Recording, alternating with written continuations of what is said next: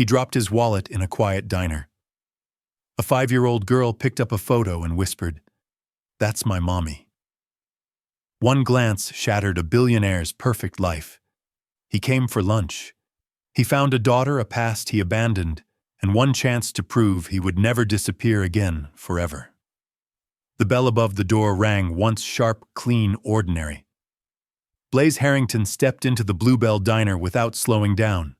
His phone was pressed to his ear, his voice low but commanding, cutting through the warmth of the room, like cold air slipping under a door. "No, Elliot, that's not acceptable.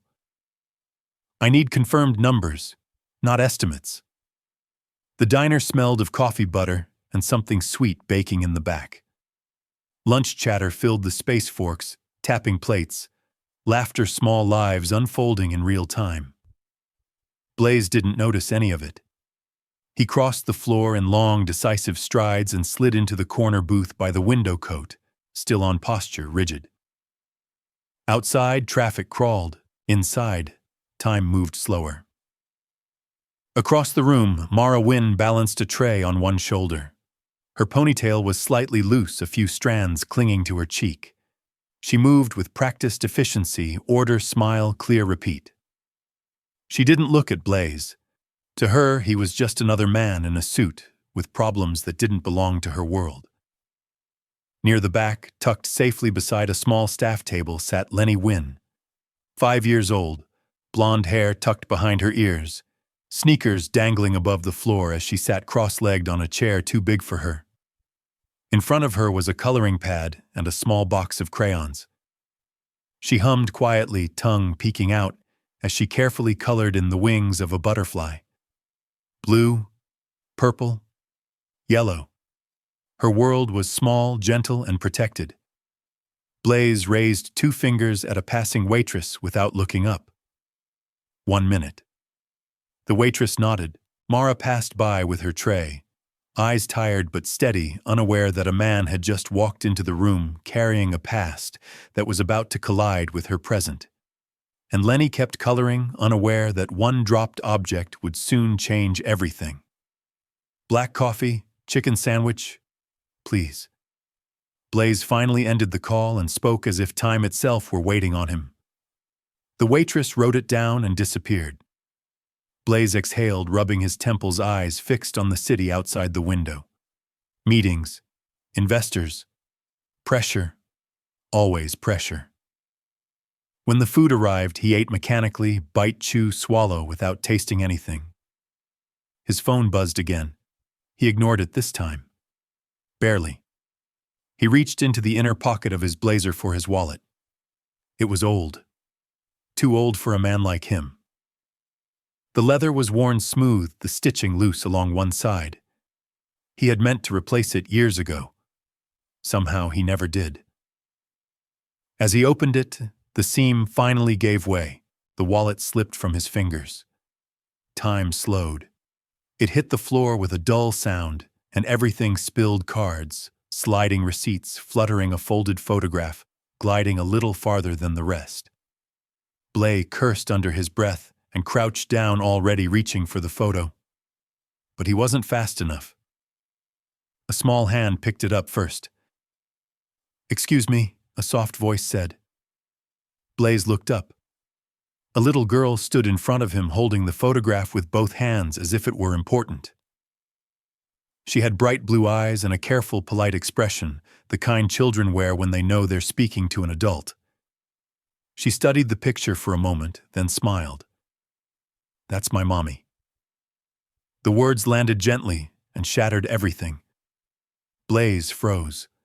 One knee on the floor, a credit card still in his hand. "What?" he whispered. The girl turned the photo toward him and pointed. "See, that's her. She looks younger here." Blaze took the photo slowly. His fingers trembled. It was Mara. Younger, yes, but unmistakably her. The only photo he had never thrown away. His chest tightened. Breath caught somewhere it shouldn't. "Your mom." His voice came out rough. "She's here," the girl nodded happily. "Uh-huh, she works here." And then she pointed. Blaze followed the direction of the child's finger.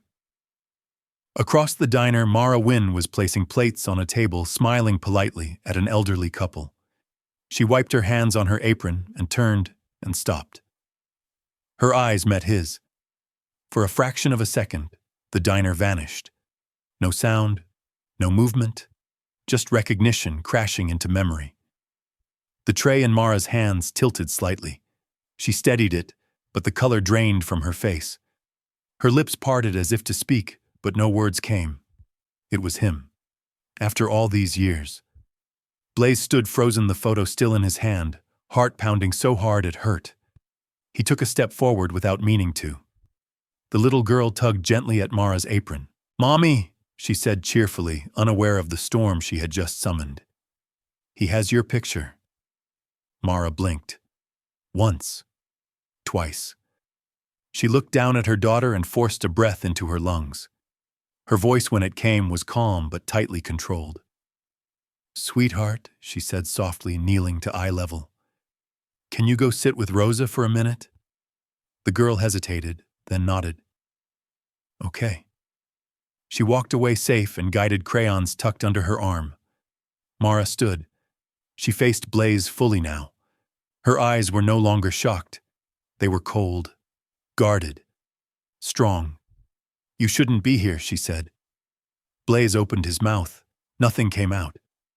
"I didn't know," he finally managed. Mara crossed her arms. That's never been an excuse. The silence between them stretched heavy with years unsaid. Blaze swallowed. Mara. Her phone buzzed on the counter behind her. Orders waiting, life continuing. She looked at him once more. "Finish your lunch," she said quietly. "Then leave." And she turned away, walking back into her life, leaving him standing there with a photograph, a truth, and a 5-year-old girl who had unknowingly opened a door that could never be closed again. Mara turned her back on Blaze and walked toward the counter, but every step felt heavier than the last. Behind her, the diner continued as if nothing had happened. Coffee poured, plates clinked. Someone laughed too loudly at a joke that didn't matter. Life indifferent and cruelly normal. Blaze remained standing where he was, the photograph burning in his hand. He folded it carefully and slid it back into the wallet, as if returning it could somehow return the moment to where it belonged. It didn't. His phone vibrated again. Elliot. Blaze stared at the screen, jaw clenched. He didn't want to answer. Not now. Not here. For the first time in years, the noise on the other end of the line felt smaller than the silence in front of him. Mara placed an order ticket on the rail with unnecessary force. "Answer it," she said without turning around. Her voice was calm, but it carried old resentment carefully buried and suddenly awake. "You always do." Blaze flinched. He stepped closer. "Mara, please, just—" The phone rang again, louder this time, insistent. Blaze exhaled and answered. "Yes," he said quietly. "I know the meeting moved up." Mara faced him now, arms crossed, eyes unreadable. "No, I can't come back yet." Blaze swallowed. Something came up. A pause. "Yes, it's important." Another pause. He closed his eyes. "Fine. I'll be there." The call ended. The silence afterward was sharper than the ring. Blaze slipped the phone into his pocket and looked at Mara, guilt written openly across his face. "I didn't know about her," he said. "If I had..." Mara shook her head once. Just once. "If you had known, you still would have left," she said. "You always chose the loudest thing in the room." She gestured subtly toward the door. "Finish what you came for," she continued. "Then go." Blaze placed a few bills on the table, far more than necessary. Money was the only language he'd ever known how to offer. It meant nothing here. As he walked toward the exit, the bell rang again. This time it sounded like an ending. Mara didn't let herself break on the floor. She carried plates to the sink, wiped the counter, smiled at a customer who thanked her for the refill. She finished the motions before they finished her. Only when she reached the small storage room in the back did she stop. The door closed softly behind her. Mara leaned her forehead against the cool metal shelf and inhaled slow, controlled, practiced. This wasn't her first storm. It was just the one she had feared the most. She pressed her hand to her chest and counted. 1, 2, 3. Her hands trembled anyway. Mommy Mara opened her eyes. Lenny stood in the doorway holding Rosa's hand. Her small face was tilted in concern, blue eyes searching. Mara straightened immediately. "I'm okay, sweetheart," she said, kneeling down. She wiped her face quickly and smiled the kind of smile built to reassure children. "Just a little tired." Lenny stepped closer and wrapped her arms around Mara's neck. "You look sad." Mara closed her eyes for a second and hugged her back, careful not to squeeze too tight. "I'm not sad," she said gently. "Just surprised." "Was that man your friend?" Lenny asked. Mara brushed a strand of hair from her daughter's face. "He was someone I knew a long time ago." "Why did he have your picture?" Mara hesitated. Not because she didn't have an answer, but because the truth was too heavy for 5-year-old hands. "Sometimes," she said softly, "people keep pictures of things they didn't know how to take care of." Lenny considered this, serious and thoughtful. "Did he forget you?" Mara swallowed. "He didn't forget," she said. "He just wasn't ready." Lenny nodded, as if that made sense. She rested her head on Mara's shoulder. "I like my drawings better than pictures," she said quietly. Mara smiled, kissing the top of her head. "So do I." Outside the storage room, the diner hummed on, but inside, Mara held her daughter tightly, because whatever Blaze Harrington chose to do next, she would not let her child feel unprotected. Not ever. Blaze didn't drive away right after leaving the diner. He sat in his car across the street, hands resting uselessly on the steering wheel, eyes fixed on the glowing windows of the Bluebell Diner. Inside, he could see movement shadows crossing a child's small shape near the back. Her. 5 years old. His chest tightened until it hurt to breathe. He took the wallet from his pocket and opened it slowly. The photo stared back at him, Mara's younger face smiling at a future that never arrived. He had carried it through promotions, boardrooms, private flights. He had told himself it meant nothing. He had lied. His phone buzzed again. Elliot. The world demanding him back. Blaze silenced it. For the first time in years, he let the noise wait. He leaned his head against the seat and closed his eyes. A child coloring butterflies. A voice saying, "That's my mommy." Mara's eyes hurt, controlled, unyielding. "I missed everything," he whispered. "Not just birthdays or first steps, but the quiet days. The ordinary moments that built a life." Blaze straightened. He couldn't undo the past. No apology would be large enough. No check could cover what he had taken by absence. But he could choose what happened next. He started the car not to leave the city, but to circle the block once more, as if staying nearby mattered. Across the street, the diner door opened briefly. Lenny appeared with Rosa bundled in her jacket, laughing at something small and wonderful. Blaze watched from a distance. He didn't wave. He didn't approach. He respected the boundary. But something inside him settled, not relief, not peace, just resolve. Tomorrow he would come back, not with excuses, not with urgency, but with time. Blaze returned the next day at the same hour, but this time he wasn't on the phone. No Bluetooth, no briefcase, no coat draped like a shield, just a simple jacket and hands that didn't know where to rest. The bell rang again, softer now, as if the diner recognized him. Mara noticed immediately. Her body reacted before her mind, shoulders tightening, breath hitching for half a second before she smoothed it away. She kept wiping the counter, slow and deliberate, pretending he was just another customer. Blaze took the same corner booth and waited. Minutes passed. 10, 15. He didn't order. He didn't rush. He simply watched the rhythm of the diner, the way Mara moved, the way she checked the register twice, the way she glanced instinctively toward the back corner every few minutes, toward Lenny. Lenny sat beside Rosa again, coloring quietly. Today it was a house with a sun too big for the page. She laughed softly when one crayon snapped in half. Blaze felt it, something tightening in his chest. Mara finally approached his table, pen in hand. "What do you want?" she asked, not unkindly, but without warmth. Blaze met her eyes. "To sit," he said. "If that's okay." She frowned slightly. "You have to order." He nodded. "Coffee, that's all." She wrote it down, paused, then added, "You don't get to disrupt her routine." "I won't," he said immediately. "I promise." Mara studied his face, searching for hurry, for performance. She found none. The coffee arrived. Blaze wrapped his hands around the mug, letting the heat ground him. He didn't look at Lenny. Not yet. He understood distance now. Mara walked away, uneasy. Across the room, Lenny looked up and noticed him. Their eyes met.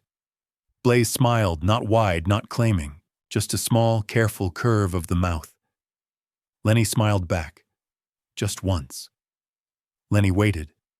She didn't run over. She didn't wave. She had been taught better than that. She watched Blaze from her chair, chin resting in her hands, curiosity buzzing quietly behind her eyes. After a while, she leaned toward Rosa and whispered something. Rosa nodded and glanced at Mara. Mara noticed the exchange instantly. Her gaze sharpened, but when Rosa gestured calmly and pointed toward Blaze's table, Mara hesitated, then gave a small, controlled nod. Lenny stood and walked over, careful steps, coloring pad hugged to her chest, like something precious. She stopped a few feet away. "Hi," she said. Blaze straightened slightly. "Hi." She lifted the pad. "Can I show you my drawing?" Blaze didn't answer right away. He looked past her to Mara. Mara froze. He waited. Her jaw tightened. Then she nodded once. A test. A boundary. "Okay," Blaze said gently. Lenny climbed onto the chair across from him and opened the pad. Butterflies, houses, stick figures, a park with swings. Blaze leaned forward, listening as if each drawing were a story worth memorizing. "That one's my mommy," Lenny said, pointing proudly. "She looks happy," Blaze replied. "She is," Lenny said simply. "She just gets tired." Something in his chest gave way. "You draw very well," he said. "You pay attention to details." Lenny beamed. Mara watched from across the diner, heart tight.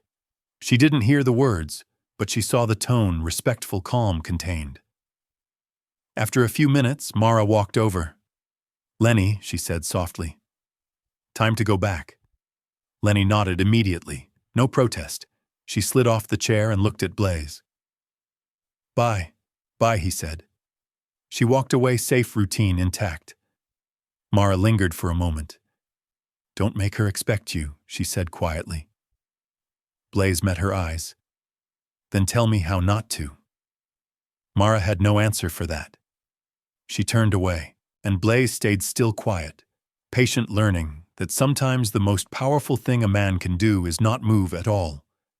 Blaze came back the next day, and the next. Always at the same time. Always the same table. Always calm. He never arrived with gifts, never with promises. Just presence. Lenny noticed. She began to look for him when the bell rang. Not running, not clinging, just checking, as if he were becoming part of the room. Mara noticed that too. On the fourth day, she approached his table after the lunch rush slowed. "You need to understand something," she said, arms crossed. Blaze nodded. "I'm listening." "She's 5, Mara continued. "She doesn't need big gestures. She needs consistency. And if you disappear, I won't," he said. Mara's eyes hardened. "You already did." Silence stretched between them. Blaze didn't defend himself. He didn't argue. He only said, "Tell me what you need." Mara hesitated. No one had asked her that in years. No surprises, she said finally. No promises you can't keep. No gifts without permission. And you don't take her anywhere without me knowing. Agreed, Blaze said immediately. And you don't talk to her about things she's not ready to understand, he swallowed. Agreed. Mara searched his face again, looking for cracks. She found resolve instead. Across the diner, Lenny watched them, unaware of the weight of what was being decided. She colored another butterfly, this one purple. Mara sighed. This doesn't mean I trust you, she said. I know, Blaze replied. And it doesn't mean you're forgiven. I know.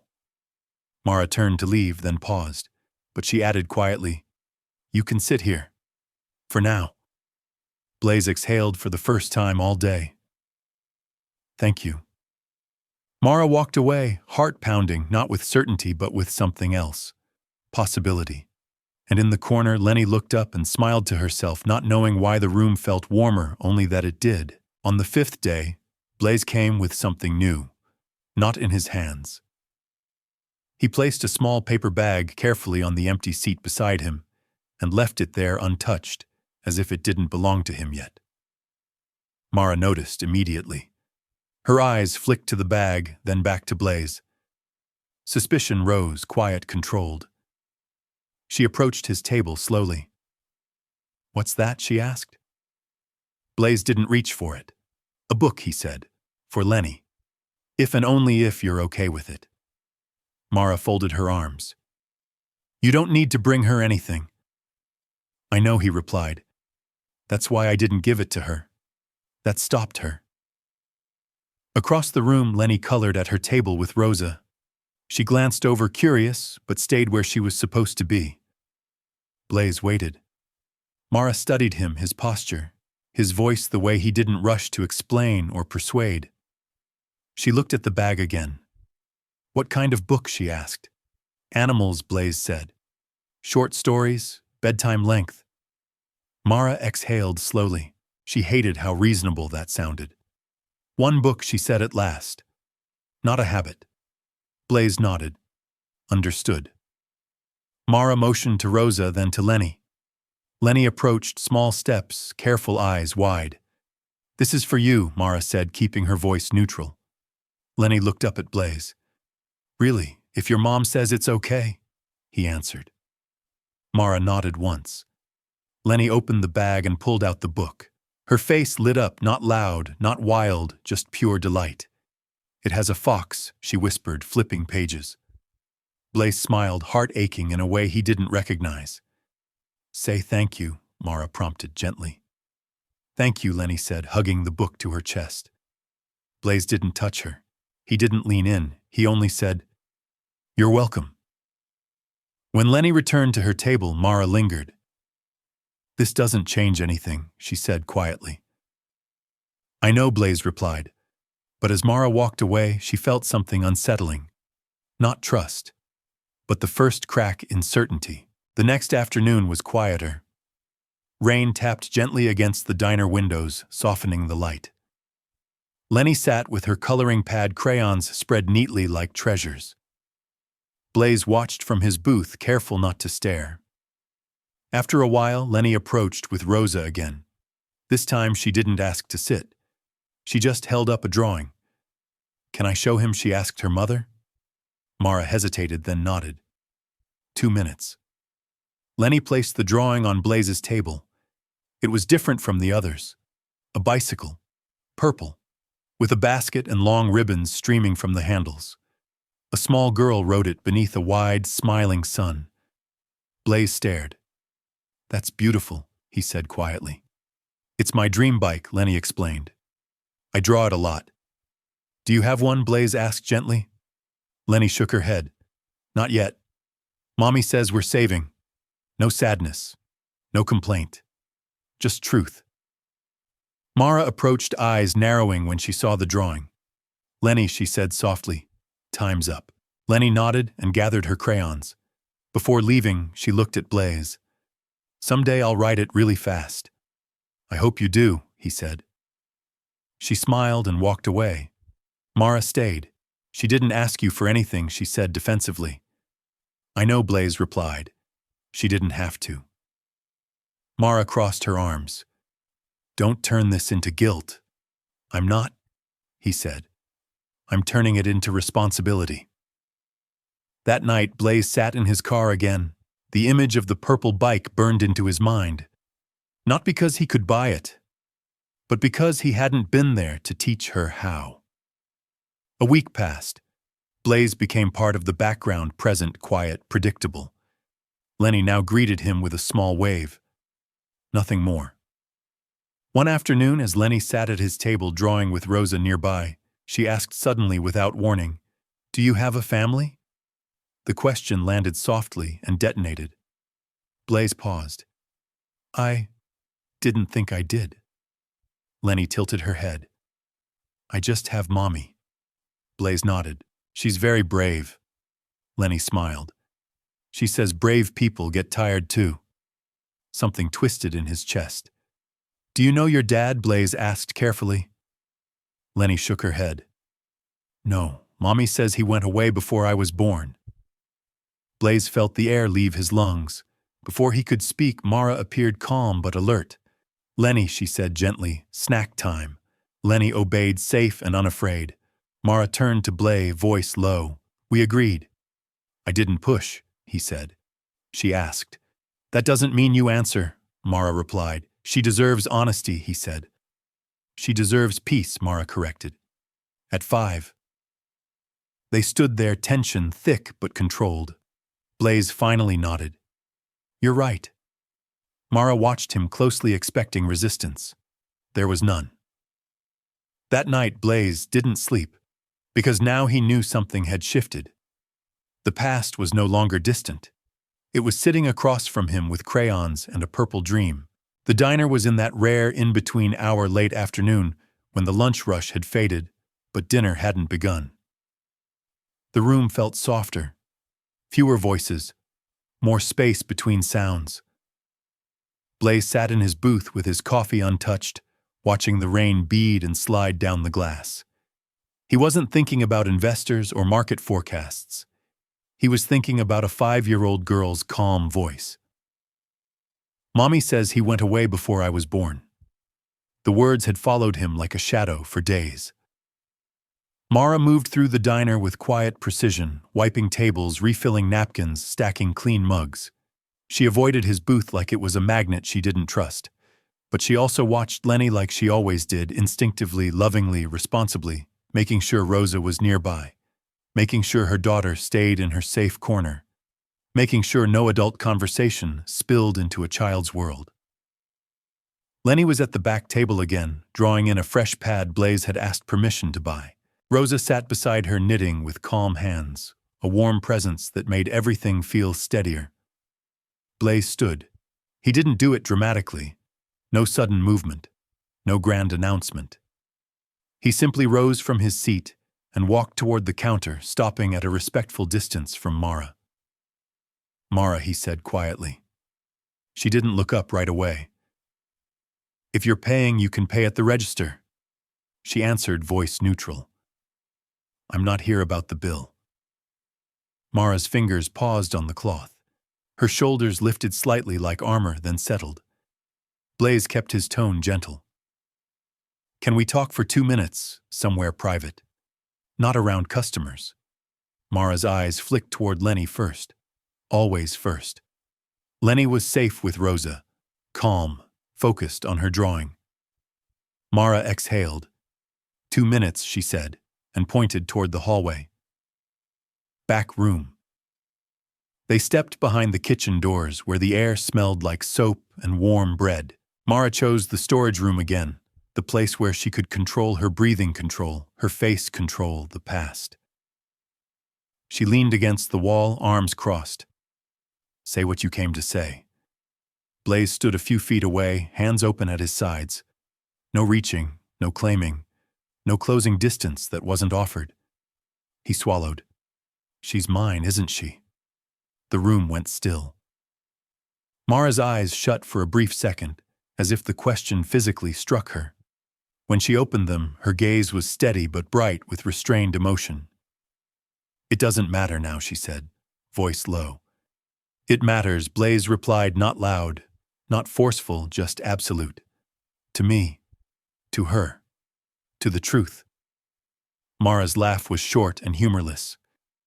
You want truth now, after all these years? Blaze didn't argue. Yes, he said. And I'm not asking to rewrite the past. I'm asking to stop living a lie. Mara's jaw tightened. She turned her head slightly, as if looking for an exit inside the room. But there was none, not from this. You left, she said. 2 words. A whole history. You left, and you didn't look back. Blaze's throat tightened. I know. Mara's voice stayed controlled, never cruel, never explosive. She didn't weaponize the child. She didn't dramatize. She simply spoke like someone who had survived too many quiet nights without anyone to carry half the weight. A month after you disappeared, she continued. I found out I was pregnant. Blaze's face changed like the air emptied out of him. He didn't fall apart. He didn't make it a show. But his eyes did what eyes do when the soul finally catches up. I tried to reach you, Mara said. I did. I called the number I had. It was disconnected. I emailed the address you used back then. No reply. You weren't just busy, Blaze. Your life had already moved on without leaving a doorway for me to knock. Blaze's voice came out rough. I changed everything because I thought that's what success required. Mara shook her head, and I changed everything because I didn't have a choice. She looked down, then back up. My mom helped me at first. She made sure I wasn't alone. She was the one who held my hand when I was scared. She was the one who told me I could do it. Her voice softened for one breath, then steadied again. And then she got sick, Mara said carefully, not describing anything graphic, not turning it into trauma for its own sake. And I lost the only adult I had. Blaze's eyes glistened. He didn't interrupt. So it was just me, Mara continued, and Lenny. And the world doesn't pause for grief. The world doesn't discount rent because you're exhausted. It doesn't care that you're doing your best. Blaze's breath trembled. Mara. She raised her hand. No. You asked for truth. Here it is. She stepped closer, still a respectful distance, but the intensity increased. Yes, Mara said. She's yours. She has your eyes, your stubbornness, your quiet way of watching the room before she steps into it. Blaze's face crumpled slightly, just for a second. Then he forced himself to hold it together. I didn't know, he whispered. Mara's gaze sharpened. You didn't know because you didn't stay. Silence filled the storage room like water rising. Blaze nodded slowly, as if each nod cost him something. I can't undo what I did, he said. But I can stop doing it, starting now. Mara's expression didn't soften. Not yet. Starting now, she repeated, tasting the words like something she didn't trust. Blaze looked toward the door, toward the diner, toward the back corner where a 5-year-old girl colored butterflies like the world was safe. I won't break her world, he said quietly. Not again. Blaze left the storage room first because Mara needed space, and for the first time in his life he understood that space was not rejection. It was protection. He walked back into the diner like a man carrying a truth too heavy for his body. The clinking plates sounded louder now. The coffee machine hissed like static. A child laughed at something near the window, and Blaze flinched, not from the sound, but from the idea of all the laughter he hadn't heard. He didn't go to Lenny. He didn't look at her longer than a heartbeat. He paid at the register, left a normal tip, nothing dramatic, and stepped outside into the rain. The cold hit his face like reality. He sat in his car and didn't start the engine. For a long time, he just stared at his hands on the steering wheel as if he was seeing them for the first time. These hands had signed contracts, shaken other powerful hands, pointed at charts, moved money like it was air. But they had never held his daughter's tiny hand on the first day of kindergarten. Blaze opened his wallet again. The photo of Mara was still there, edges worn from years of being taken out and put back like a private confession. Now it wasn't just Mara in that photo. It was Lenny's future inside it. He leaned forward, elbows on his knees, forehead nearly touching the wheel. His chest tightened, then loosened, then tightened again in waves that felt like punishment. And then his phone rang. Elliot Park.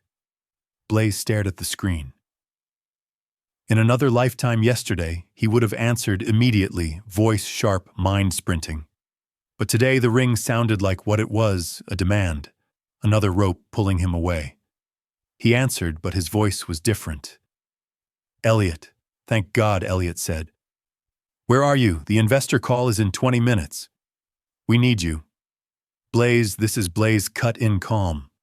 I'm not joining. Silence on the line. You're not what? Elliot sounded genuinely stunned.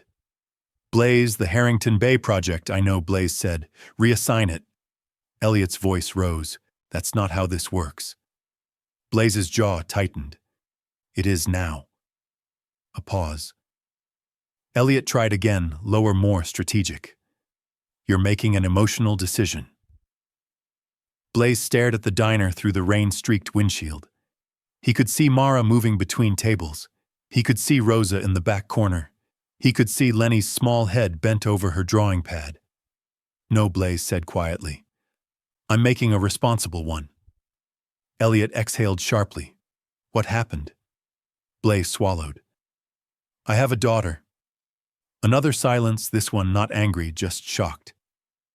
Elliot's voice softened slightly. Okay. Blaze, but the board will adjust, Blaze said, or they'll find someone else. I built this company. I can restructure my time. You're risking everything, Elliot warned. Blaze's eyes didn't move from the diner. I already did, he said. I just didn't realize it. He ended the call before Elliot could argue again. Then he did something that would have seemed impossible a week ago. He opened his calendar. He started deleting. A trip. Gone. A conference. Gone. A dinner. Gone. He emailed his assistant, all travel postponed. All non-essential meetings delegated, no exceptions. He messaged his legal team, family matters. I need clear lawful custody/support guidance. I want to do this right. He called his foundation director, create a safe, supervised child space, licensed staff, approved protocols, all legal compliance. This is for community families too. He wasn't buying forgiveness. He wasn't buying a child's love. He was building consistency with the only currency that mattered now, time. Blaze finally started the car, but he didn't drive to the office. He drove home to shower and change into simple clothes that didn't pretend he was untouchable. And as he drove, he rehearsed what he would say to Mara, not to persuade her, but to offer something she had never been offered, a plan. Not a promise made in adrenaline, a plan made in daylight. Because a 5-year-old girl deserved more than a man who felt guilty.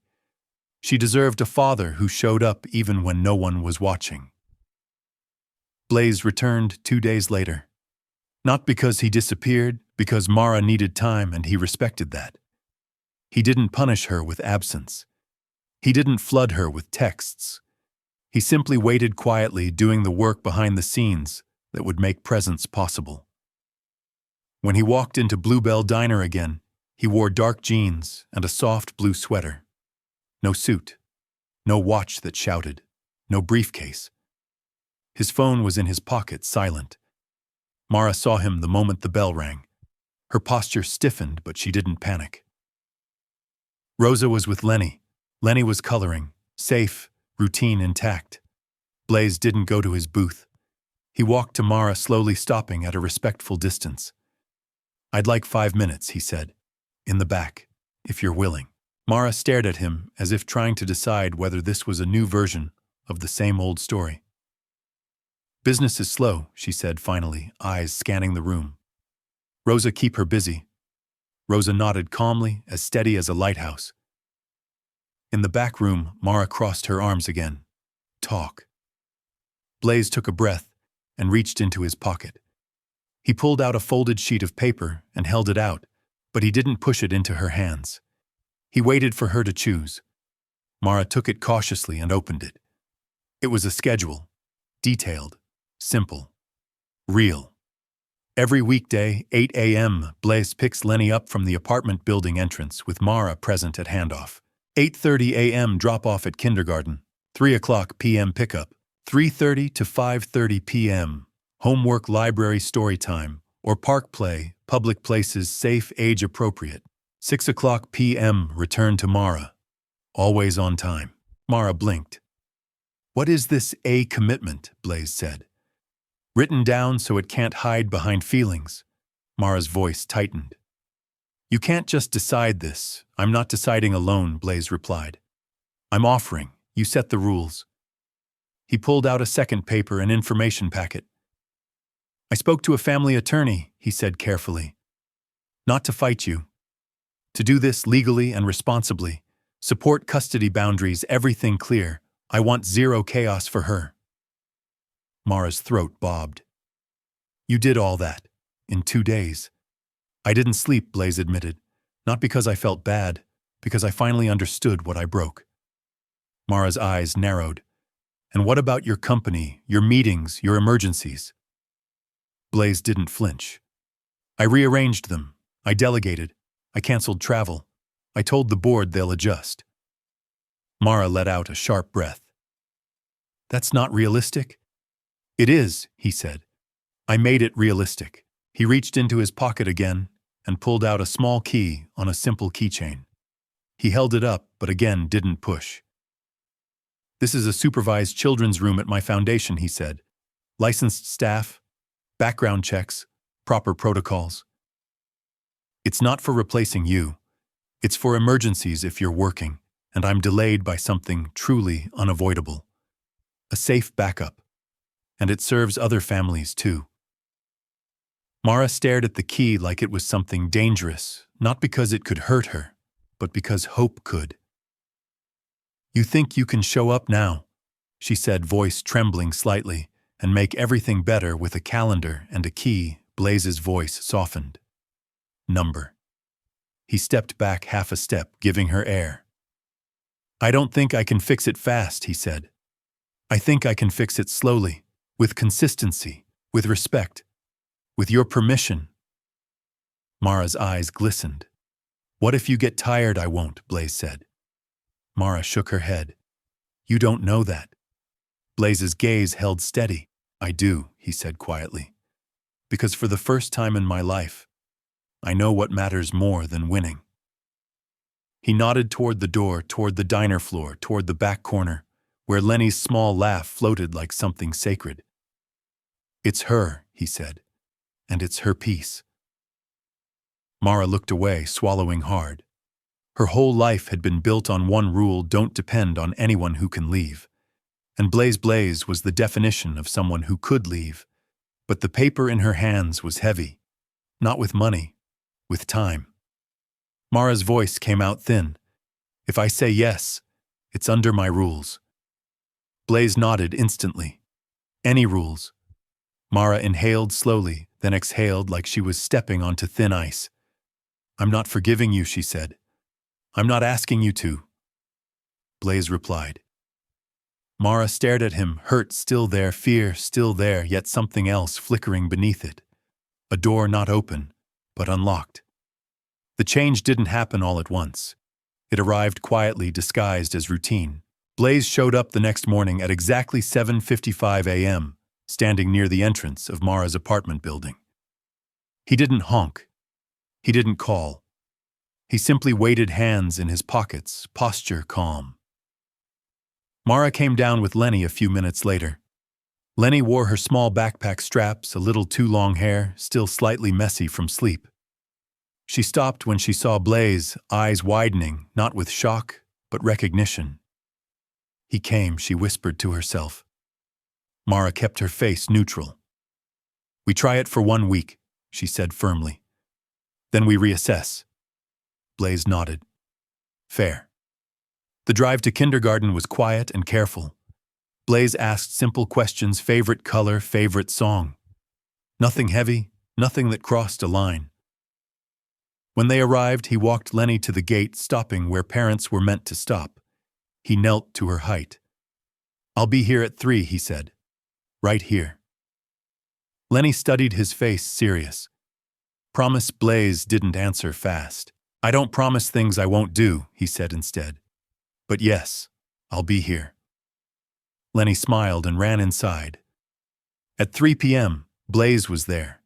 At 3:30, they sat at a library table coloring and reading. At 5:55, he parked in front of Mara's building. Exactly.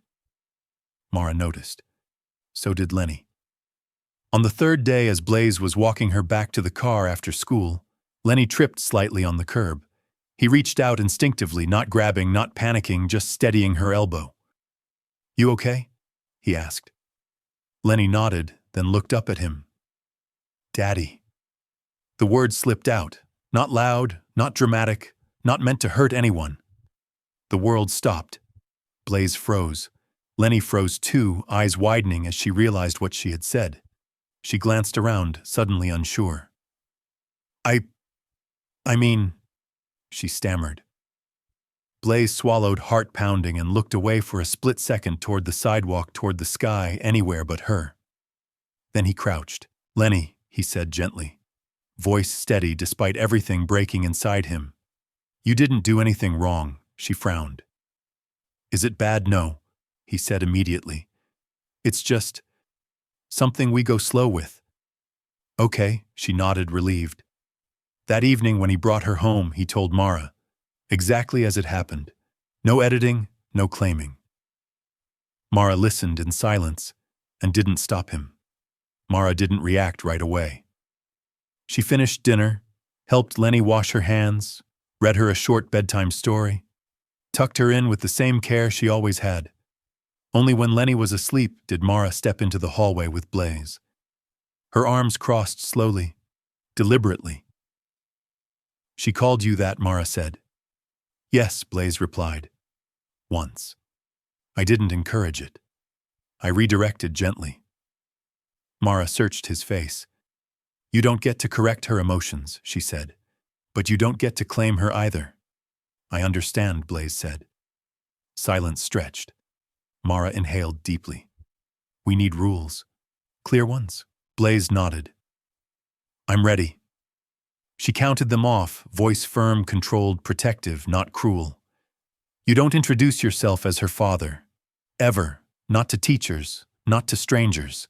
That's my call. Agreed. You don't make plans with her without checking with me first. Agreed. You don't disappear. If you're late, you tell me before she starts waiting. I will never let her wait alone. And if at any point I believe this is hurting her..." Mara said, eyes sharp, "I stop it." Blaze didn't hesitate. "I accept that." Mara exhaled tension, trembling through her body. "I'm not ready to trust you. I know. I'm still angry. I know. And I may never forgive you." Blaze met her gaze. "I don't need forgiveness to do the right thing." That stopped her. The next weeks unfolded not in big scenes but in repetition. Blaze arrived every morning, picked Lenny up every afternoon, returned her every evening. No gifts, no surprises, no broken rhythms. Lenny became lighter. She talked more, laughed more, drew bigger suns. Mara watched from a distance, heart torn between fear and something she hadn't allowed herself to feel in years. Relief. The idea of the bicycle stayed with Blaze, not as an impulse, but as something that needed timing. So he waited, 3 full weeks. Then he asked. Saturday morning, he said to Mara over the phone, "I have something I'd like to do with Lenny. Only if you're comfortable, and you're welcome to come." Mara hesitated. Saturdays were precious, rare. But Lenny, overhearing, looked up with hopeful eyes. "Please, Mommy." Mara closed her eyes briefly. "All right," she said. "But we do it together. Helmet, park, and if she's scared, we stop." Saturday morning, Blaze's car was parked out front. The trunk opened. Inside was the bicycle. Purple, small, with training wheels and ribbons, exactly like the drawing. Lenny gasped, hands flying to her mouth. Is that mine? Blaze looked at Mara first. Mara swallowed hard, then nodded. Yes, Blaze said. If you want it. Lenny didn't scream. She didn't jump. She walked forward, slowly touching the handle like it might disappear. At the park, Blaze knelt beside her, adjusting the helmet carefully. I'll hold the seat, he said. You just pedal. She wobbled, stopped, started again. Mara watched from a bench, heart pounding. Lenny fell once onto the grass, nothing serious. Blaze helped her up, calmly brushed off her hands, checked with Mara. You want to try again? He asked. Yes, Lenny said, determined. And then she rode. Not far, not fast, but on her own. I did it, she laughed. Blaze didn't cheer loudly. He just smiled, eyes wet. Mara stood. For the first time, she let herself imagine something dangerous.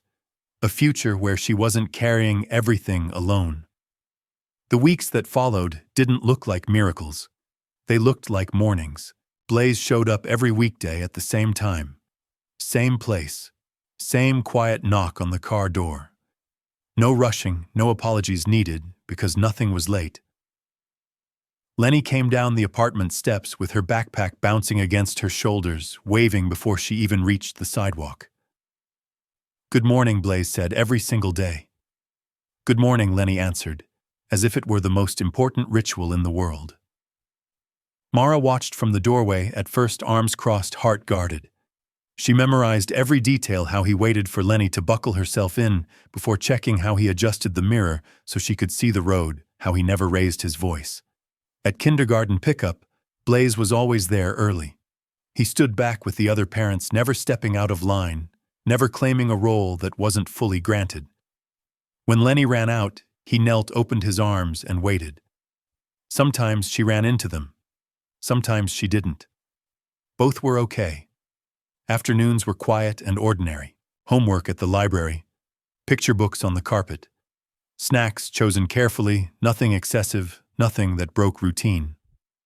At the park, Blaze stayed close, but not hovering, watching Lenny climb and slide, always within reach, never intruding. At exactly 6 p.m., Lenny was back at Mara's door. Always. No excuses, no delays.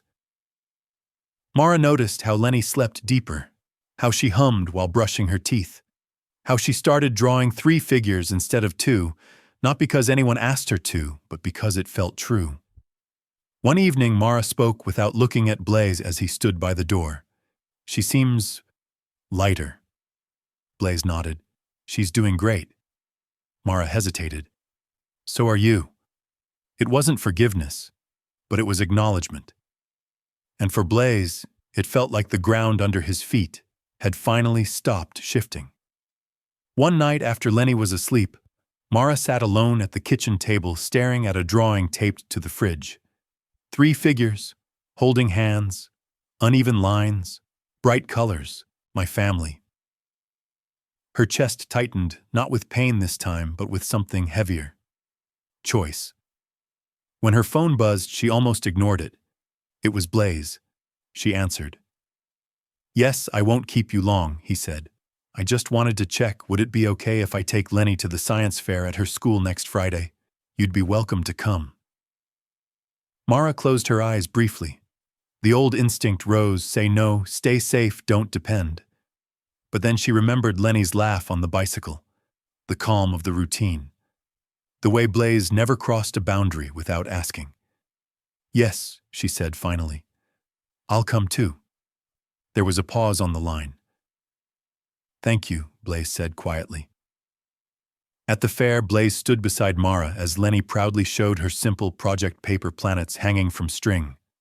Blaze didn't interrupt. He didn't explain for her. He just listened as if every word mattered.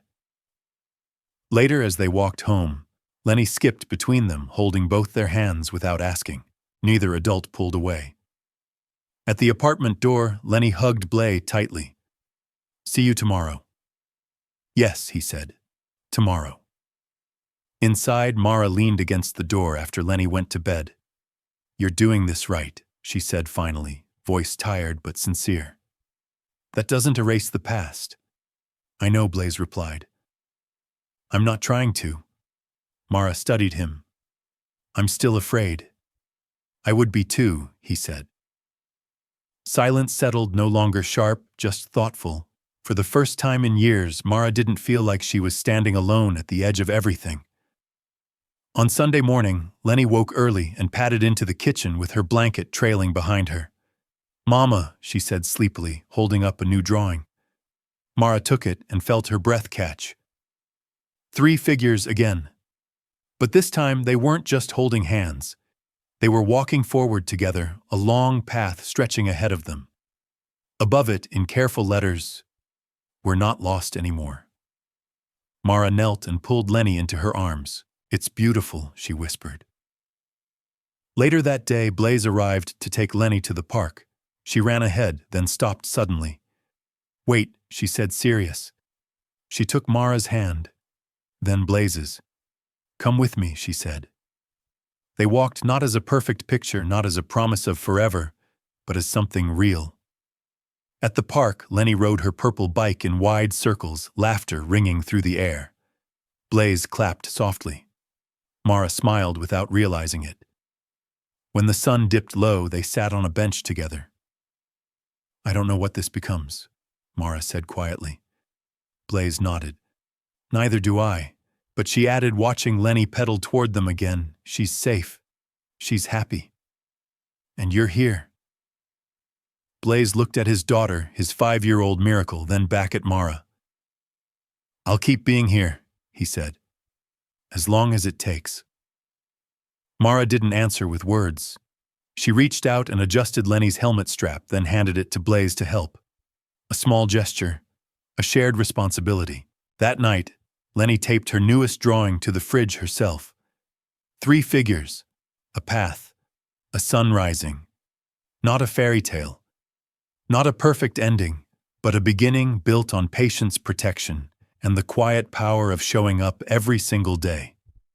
Did this story leave a lasting impression on you? We'd love to hear your thoughts. Leave a comment, rate it from 1 to 10, and tap the end screen to see another heartwarming story waiting for you. Don't forget to like, share, and subscribe, then tap the bell icon so you don't miss any new stories. Until our next story.